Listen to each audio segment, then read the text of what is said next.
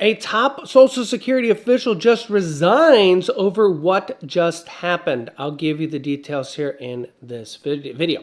Also, Humana just drops over 500,000 Medicare coverage patients. I'll give the details here on that, as why that just happened. Also, millions of people with Medicaid might be losing their Medicaid in various different states. I'll give you the reason here for that as well. All that here in this video and more. Let's jump right in. I'm going to give you all the details and show it to you here right on the screen so you can see the details for yourself. Let's jump right in. We are live right now here. Let me know if you can see and hear me. Type yes in the chat. Let me know where you're tuning in from. You can let me know your city, state, or even your country, as we have people tuning in here from all around the globe.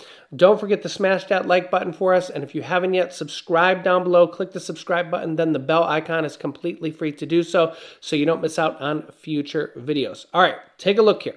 All right, first up, a top Social Security official resigns here today after what just happened. Take a listen here. A lot of developments, David. For the Trump team, this long weekend was all about DOGE. And the biggest developing story you guys have already hit on this morning is the Social Security Administration. Late yesterday, the top official there, that's Acting Administrator Michelle King, stepped down from her position after refusing to allow employees affiliated with DOGE to access sensitive information. So think things like Social Security numbers, bank information, earnings records. King was replaced by a lower-ranking career employee, one who had been outwardly supportive of DOGE online, and then she chose to resign. And that's not the only standoff over sensitive personal data that's taking place this morning, because a DOGE employee is also expected to soon access a highly guarded data system at the IRS. That's one that houses sensitive taxpayer information, and it's alarming officials at that agency. And both of these moves, guys, an escalation of DOGE's attempts to access sensitive or classified information across the government. The White House says, though, that direct access to these systems and these files, that it is required in order to root out the types of waste, fraud, and abuse that they're looking for. And I should say there are attempts in place to use the courts to stop DOGE's access to these types of systems and to slow down the mass firings that we also saw over the weekend starting on Friday. But those attempts have hit a roadblock. A federal judge in D.C. on Monday saying she found DOGE's actions concerning and troubling, but that she needed to see more evidence of imminent harm before she granted a request for a temporary restraining order. So more to watch on that front, likely to see some developments in the next 24 hours or so there. And in the meantime, DOGE moves forward for now. Guys? Megan, is there an expectation at some point that DOGE is going to start to give us more specific data in terms of where it's finding fraud and things that it's actually, able to identify? Yep, that's the question that all of us want the most, right? We want to know exactly what they're talking about when they say there are so many examples of fraud. They're talking in very broad generalities for now about things that seem a little unlikely, things like folks that are 150 years old getting mass payments from Social Security and that kind of thing, things that Social Security audits don't turn up. So there is a DOGE website now, and they're slowly adding more and more to it. You hear DOGE saying over and over, and Elon Musk saying over and over, we are going to be massively transparent. Everything that we're doing is out there. For now, when we ask for examples, we're not getting the types of specifics that we're looking for. It's possible that starts to come out as they get a little bit deeper into this, but for now, we're still waiting. Well, first, Megan, just a terrific job on this kind of reporting. I know it's very difficult. Is it possible that they need to go this way as backdoor way? Because the actual entrenched people at these different departments are simply not going to help. They're used to stonewalling people. They've been there for years. They know that they can get away. They always know they can win. And these guys have somehow come up with a backdoor way to really examine and be able to have rigorous discussions about how much money these people are costing the taxpayer. That's the argument that you definitely hear from the administration, that they have to sort of take on these entrenched government bureaucrats that don't know the fraud or abuse, or that they're there to protect it.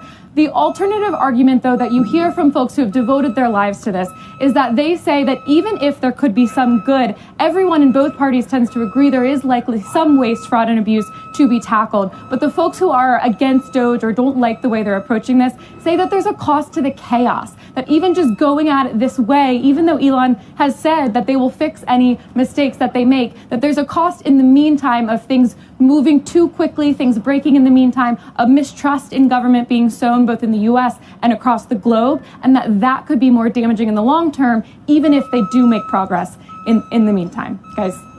So honestly, I do think it's a good thing that they're getting rid of what fraud they do find. But a lot of people are concerned about their data and their privacy. Take a look here. Top Social Security official steps down over disagreement with DOGE over sensitive data. Michelle King, the top official at Social Security Administration, left her position over the weekend after she refused to request from Elon Musk's DOGE department to access sensitive government record at the agency, according to two sources familiar with the situation. Nancy Altman, president of Social Security Works Group, said the information involved disputed included Americans' bank information, Social Security numbers, earning records, marital status, dates of birth, and in some cases, medical records if people have applied for disability benefits. Quote, she was replaced as acting commissioner because she would not give access to the sensitive information. So she was replaced with someone who presumably will. But she was not forced to leave the agency. That was her choice. It was the White House's choice to not let her be the head of the agency anymore. Altman says, quote, I don't think you can overstate how serious this breach is. The information that Social Security Administration has is a lot of personal data that most people would like to keep private, and they entrusted to the government through tax returns and through their employers sending in earned statements. That assumption is that the government will be very careful with it.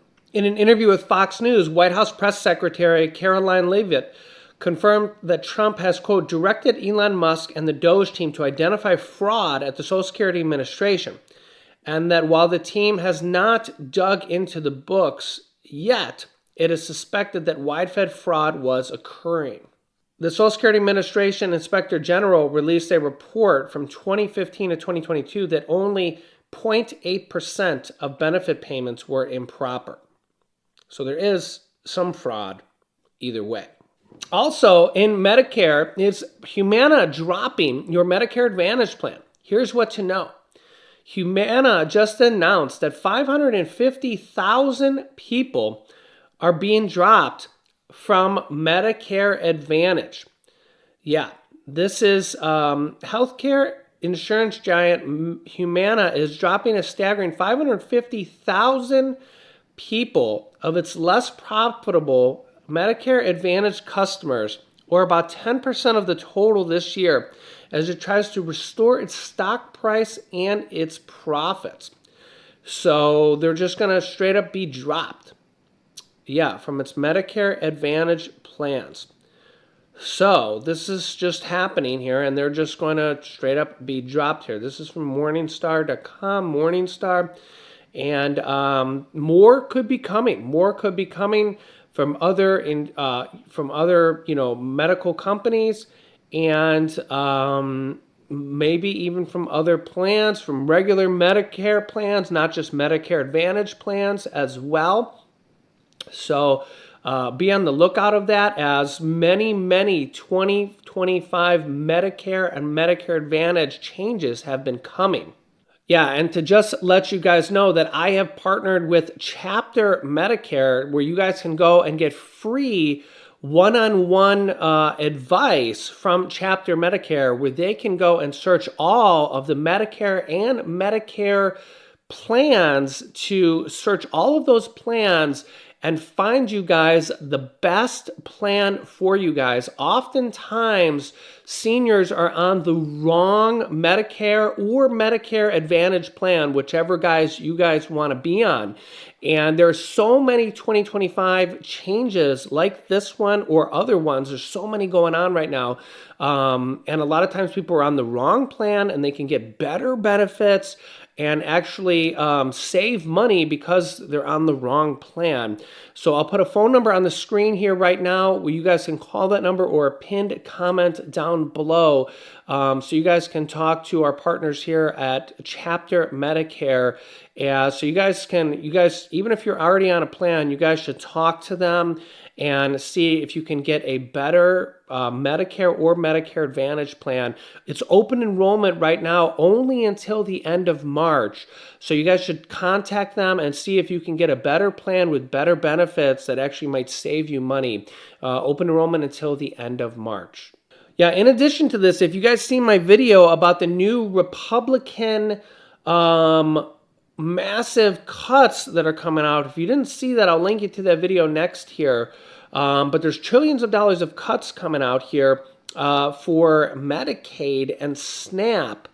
I'll link you to that video next if you didn't see that. But now the states, this is just one new state that is already coming out here saying, hey, we're going to may have to or probably have to make massive Medicaid cuts. And again, we might see massive states coming out with news like this. So again, this is from Cleveland.com. Ohio's budget could boot $771,000 from Medicaid pending federal budget cuts. So now there's going to be a lot of potential states having to come out with news like this. A swirl of possible state and federal policy decisions could eject 771,000 Ohioans from Medicaid, a public health insurance program for low-income earners. These people are covered today thanks to Ohio's 2013 decision from Governor John Kasich to extend Medicaid, a social safety net program jointly funded by the federal and state government, to those earning up to 138% of the federal poverty line. For a family of four, that's about $44,000 per year. Previously, Medicaid was generally limited to children, pregnant women, or people with disabilities of all low-income households.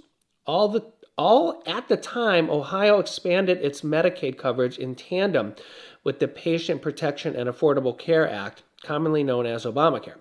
The federal government covered 100% of the expansion that was reduced gradually from 2016 to 2020 to its current 90-10 split, the federal government and the state government. For most Medicaid populations in Ohio, the federal government covers slightly less than 2/3 of every dollar spent. But remember that it's probably going to be for other states here too. Cutting coverage for those who are expansion eligible would require two steps in different branches of the government. Both are controlled by Republicans. First, Congress would need to pass these to eliminate the federal match. If that happens, even a 1% reduction below the current figure, Ohio's budget, as proposed by Governor Mike DeWine, says the Ohio Department of Medicaid shall immediately discontinue all medical assistance for members of the Medicaid expansion group. That proposal is in the early stages and not near becoming law yet, because again, this is all in the works.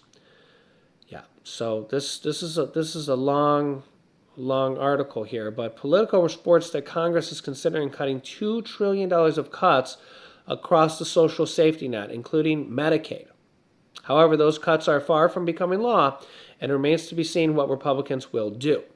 So I have another video about that. You can watch that next, about how Republicans just passed a preliminary bill, and they're passing this right now. It just passed out of committee and has gone to the House of Representatives with SNAP cuts and Medicaid cuts and a lot more stuff here. You guys can watch that next. But also, there is also stimulus bills or stimulus measures that Trump wants to do as well. So there's Trump tax cuts and stimulus measures, but there's also cuts as well to fund some of this stuff.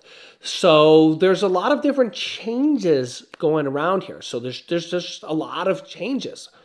Trump, if you've been watching here, the whole promises made, promises kept by Trump, there's just a lot of changes going on around right now. Massive changes here. And I will keep you up to date here because that's literally what Trump is doing right now. Massive changes. He's signed hundreds and hundreds of executive order. He wants to change a lot of what the Biden administration done from the previous administration, and there's just massive changes going on here. So I will keep you up to everything. I'll link you to those videos here now. Make sure to subscribe down below if you haven't yet. Click the bell icon after subscribing. Share this video with anybody that needs to hear this information. Here are some videos you can watch next. Here's the video about the Republicans that just passed a bill with SNAP cuts and Medicaid cuts. And here's a video with Trump and his stimulus plan for 2025. So click on one of those videos next. Thanks for watching, guys, and I'll see you in the next video.